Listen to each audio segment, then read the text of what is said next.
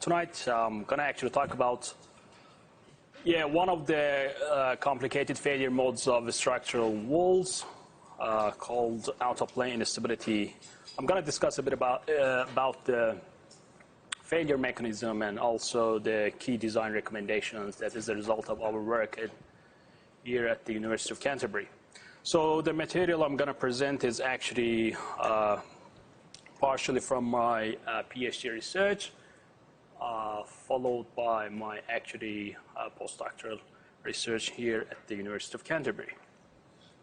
So first, as an introduction, out-of-plane instability refers to buckling of a portion of a wall section out of plane under in-plane actions.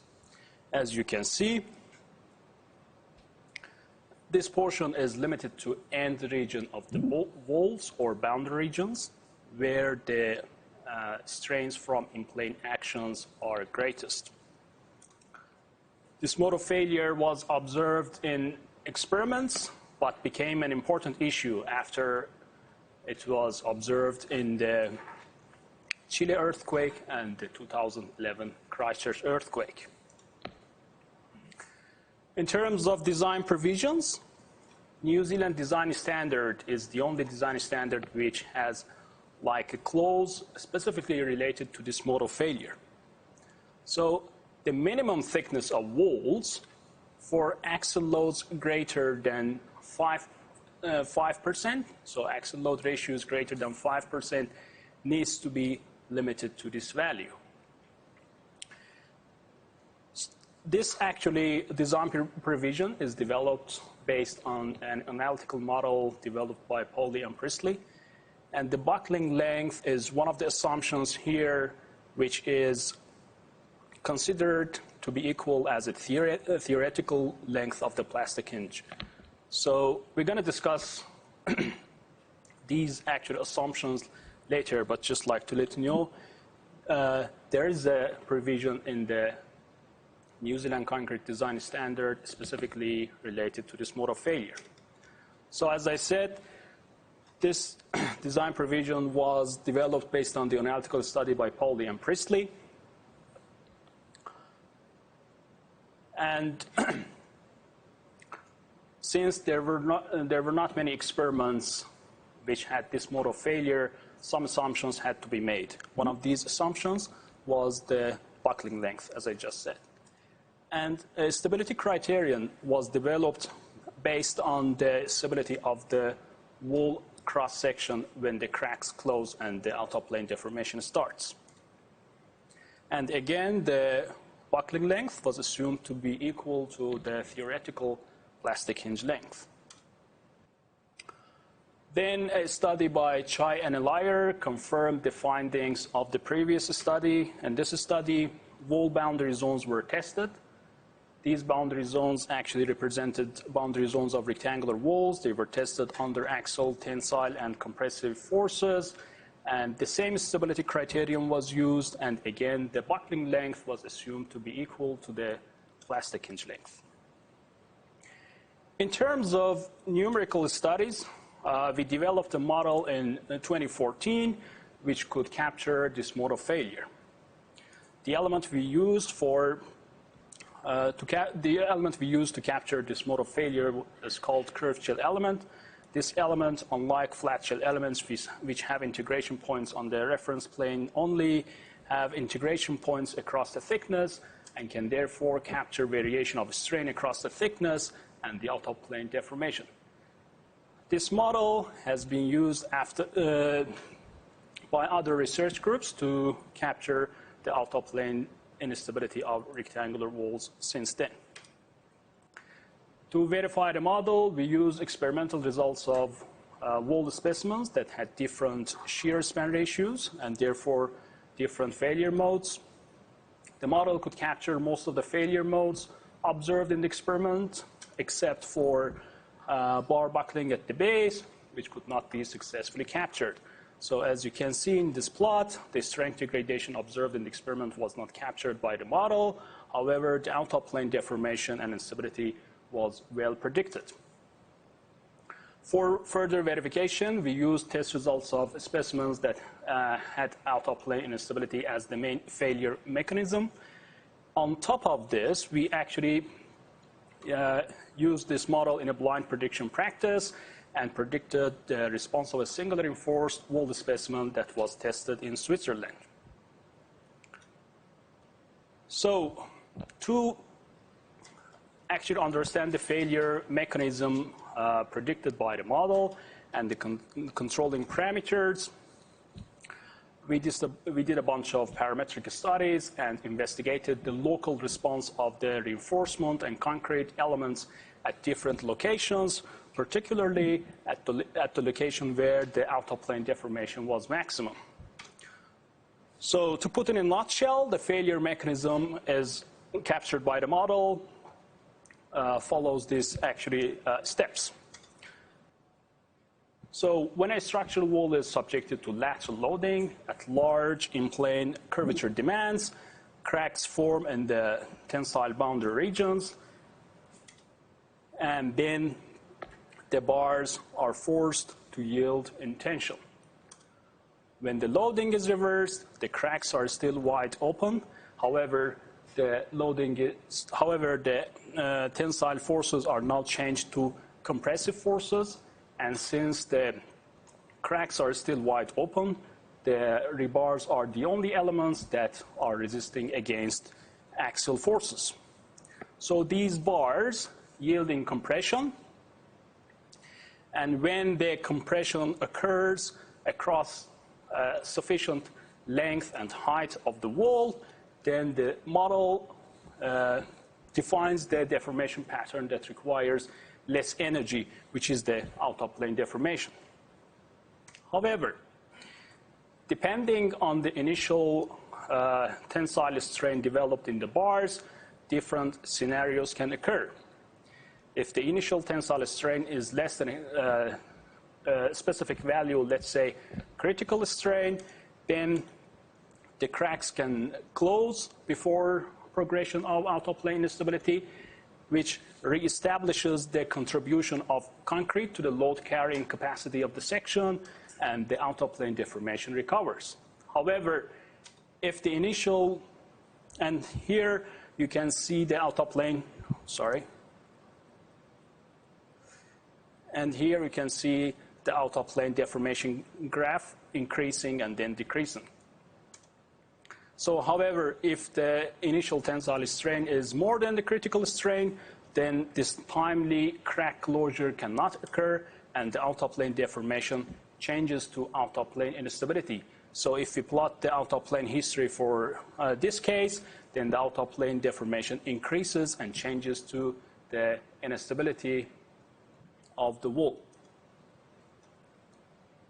So for a given thickness, there is a critical value for strain which can induce out-of-plane instability, and to control this out-of-plane instability, we need to either increase the thickness, or if we cannot increase the thickness, then we need to limit the strain.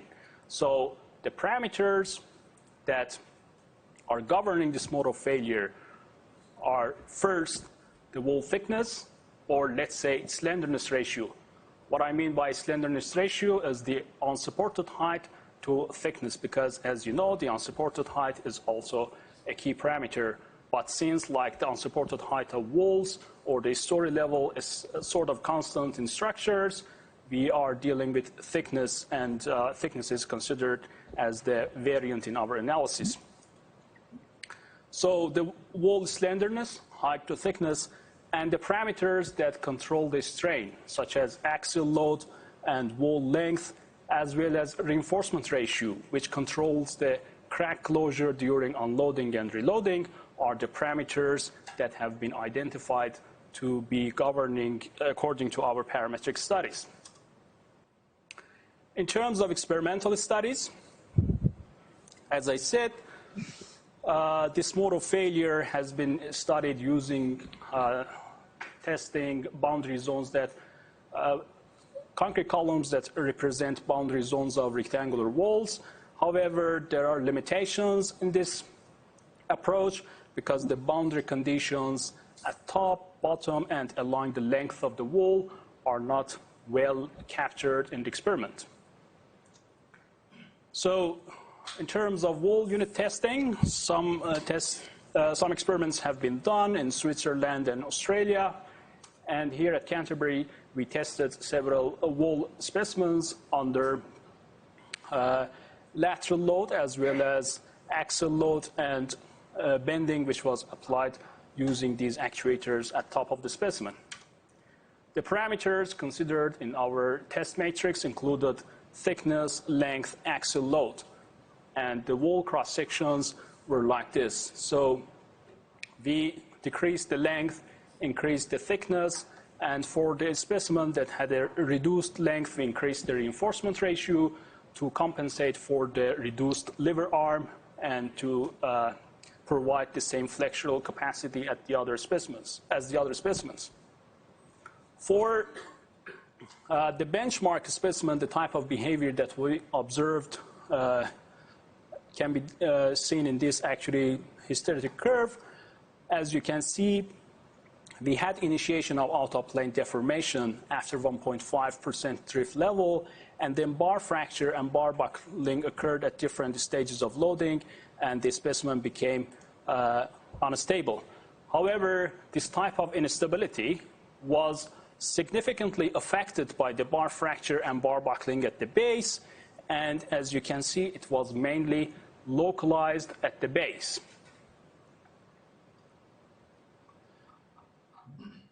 This video here shows the development of initial out-of-plane deformation and its recovery. You can see the out-of-plane deformation starting here and then its recovery.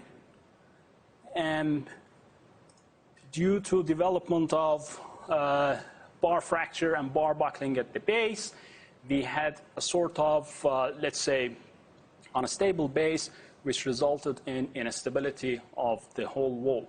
So as I said, this type of instability is categorized as a local type of instability, which was actually generated by an interaction between the out-of-plane deformation and the other modes of failure, such as bar buckling, bar fracture, and concrete crushing. For our second specimen, we also observed a similar mode of failure. However, this specimen had a slightly increased thickness, and value of out-of-plane deformation that was measured for this specimen was lower. For this specimen, you can also see the development and recovery of out-of-plane deformation. You can see the large tensile strains and cracks, out-of-plane deformation and recovery, and then after development of like bar fracture and bar buckling. This specimen, this, let's say, boundary region at the base became unstable because of progression of bar buckling followed by bar fracture, concrete crushing, all those sorts of failure modes at the base, which actually suppressed development of out-of-plane deformation and made this mode of failure rather localized at the base. So you can see the instability of the specimen, which was localized at the base. The third specimen we tested didn't have any modes of, let's say, failures at the base, and the out-of-plane deformation started in this specimen and changed to out-of-plane instability. This video shows development of out-of-plane deformation and recovery at the boundary zones of this specimen, and you can see there is no degradation observed in the load displacement plot for this specimen, and the specimen becomes unstable quite suddenly. So the out-of-plane deformation starts and recovers, and then at point D, we see an abrupt strength degradation or strength drop in this specimen, which is pretty crucial because this mode of failure can result in collapse of the whole structure since it's a brittle type of failure. The development and recovery of out-of-plane deformation for this specimen can be seen in this video.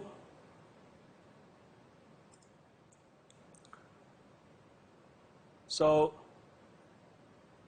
this plot shows the history of out-of-plane deformation. The out-of-plane deformation increased and then recovered, which was successfully captured by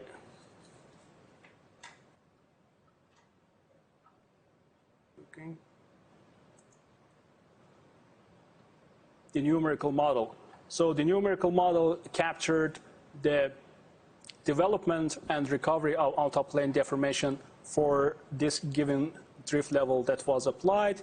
And then at a later stage, where larger tensile strains were generated in the boundary regions due to the increased drift level, the out-of-plane deformation started. However, since it had actually exceeded the critical strain, the out-of-plane deformation could not recover and resulted in the global, let's say, instability of the wall. So as you can see in this case, the out-of-plane deformation was not localized at the base. It happened along a specific height from the base. So the results of this specimen were used to verify the assumptions that were made in the analytical models to predict the global instability of structures, walls. We can see development of out-of-plane instability in this specimen from the east boundary.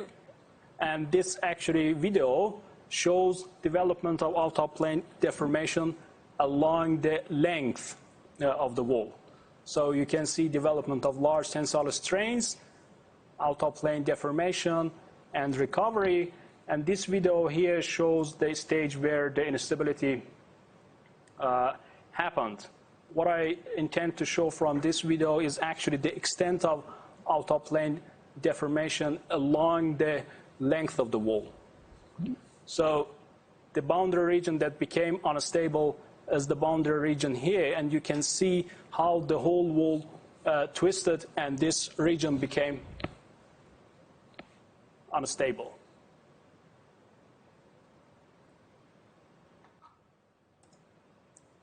So two main modes of instability were observed in our experiment. Local instability was actually observed starting from out-of-plane deformation and then formation of bar fracture and bar buckling and the local type of instability. And then we had the global type of instability that was observed in one of the specimens. So the walls susceptible to global out-of-plane instability are the ones that are the well-confined walls that are able to develop large tensile strains along a sufficient height from the base before progression of any modes of failure such as bar fracture and bar buckling. And the type of failure that was observed in the Christchurch earthquake is pretty much in line with these characteristics. So you can see there is no, let's say, localized bar buckling and concrete crushing, and the whole instability occurred along a specific height of the wall.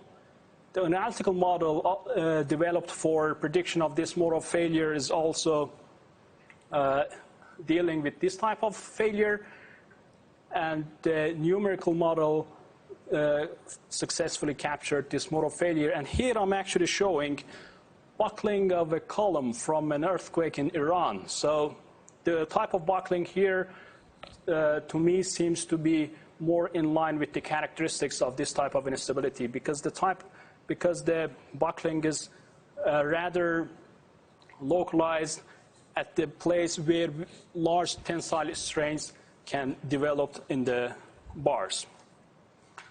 So speaking of strain gradients, we captured the effect of strain gradients in the numerical model as well. And for this specific case, when we increased the length and shear span ratio of the wall such that large tensile strains were developed along a sufficient height, we were able to capture the out-of-plane instability.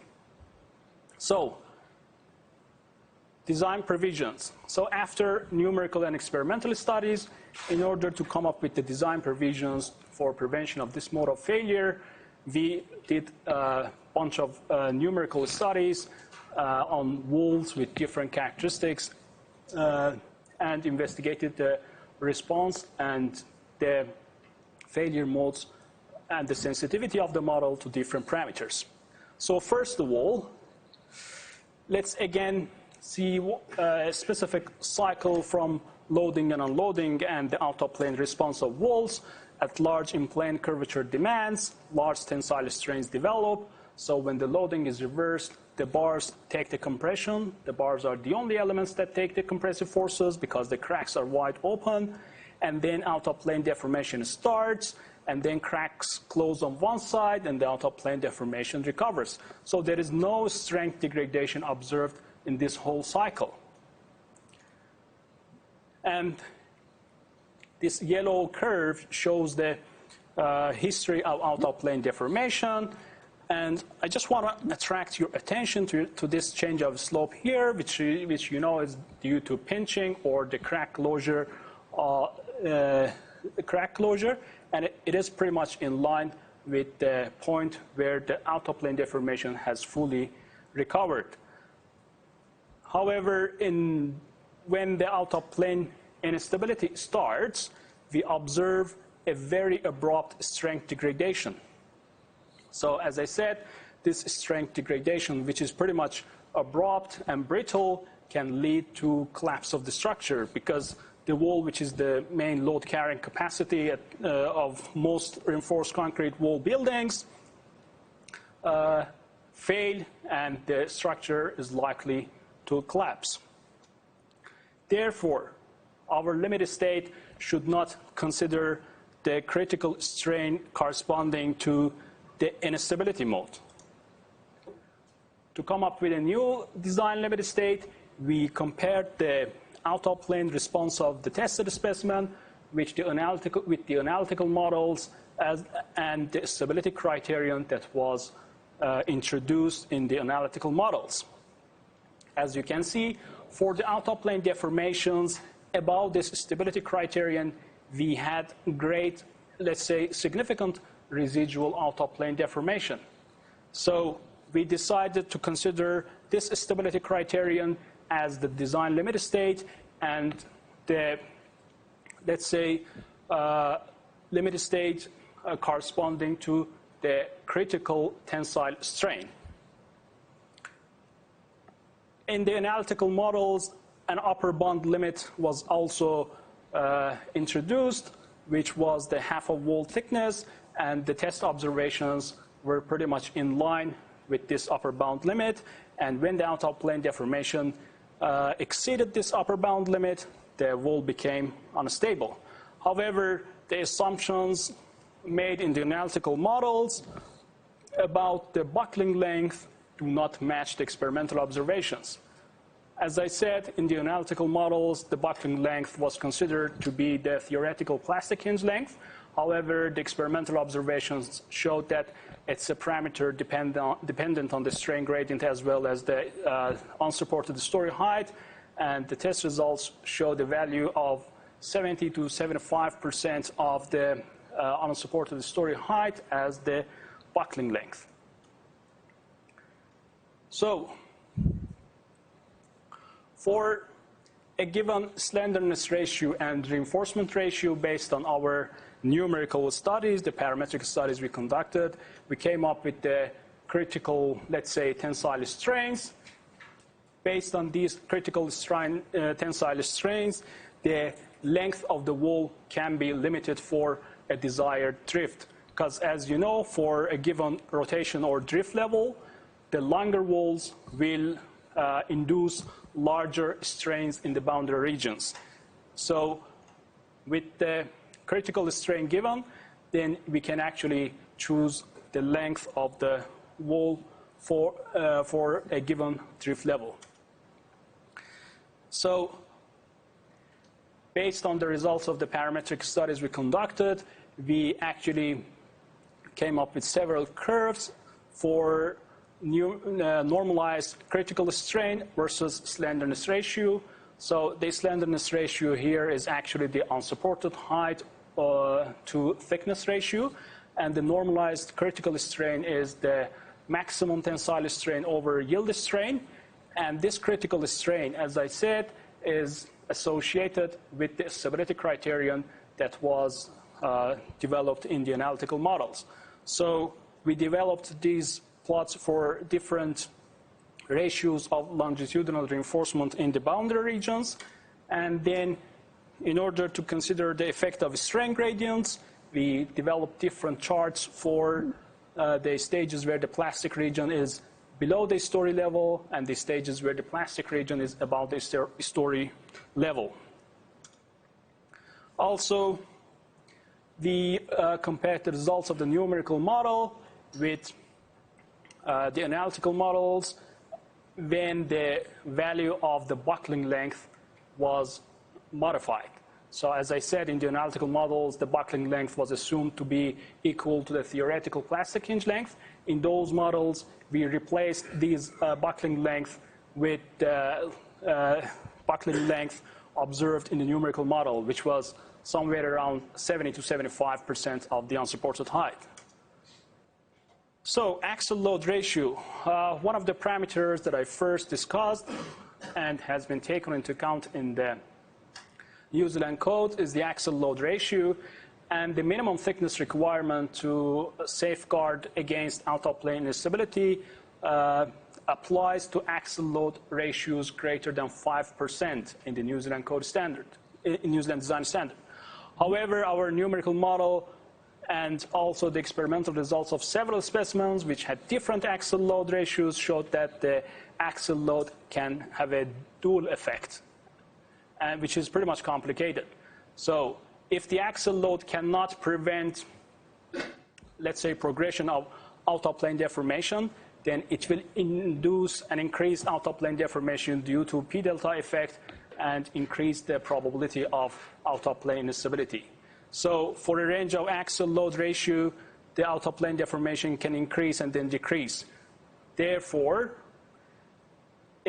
so our study recommends that we actually consider the let's say, applicability of the design provisions to all ranges of axial load ratio, not only axial load ratios greater than 5%. So the main conclusions from this study: first of all, single reinforced walls are more susceptible to the global instability because when the cracks are wide open and the rebars are the only elements that take the compression, when we have one leg withstanding against this compression and this actually bar yields in compression, there is no backup to restrain the, let's say, restrain against the compressive forces. So the singly reinforced walls are more susceptible. And we did a bunch of parametric studies on the singly reinforced wall specimen that was tested in Switzerland. The doubly reinforced walls, which are able to develop large, let's say, tensile strain along a sufficient height without progression of failure modes such as bar fracture and bar buckling, are more susceptible to the global out-of-plane instability.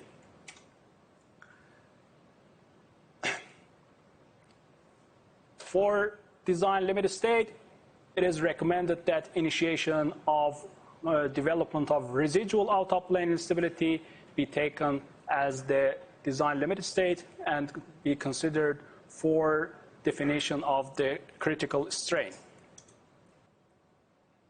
To reduce the likelihood of out-of-plane deformation for a given slenderness ratio, so we can actually have several options when we are choosing the length. However, we need to satisfy the flexural capacities and let's say to reduce the drift level of the structure. So if we reduce the length, we have the option of increasing the reinforcement ratio in the boundary regions. or we have the option of using several walls rather than one short wall with reduced reinforcement in the boundary regions. So considering the parameters that affect this mode of failure, it's better to actually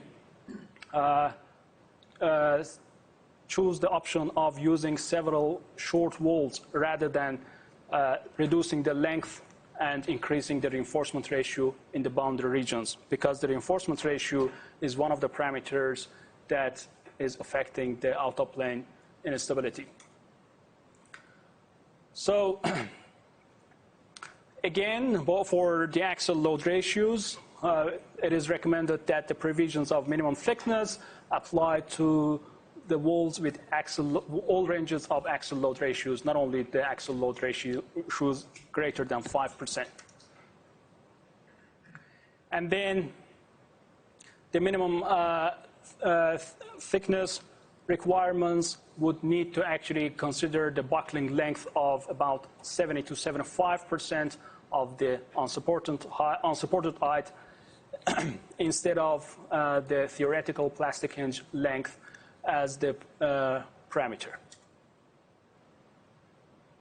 A new equation is proposed to limit the length for a given slenderness ratio and let's say a reinforcement ratio.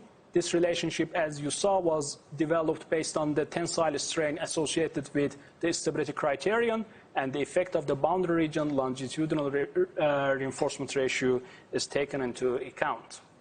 Thank you very much. Any questions?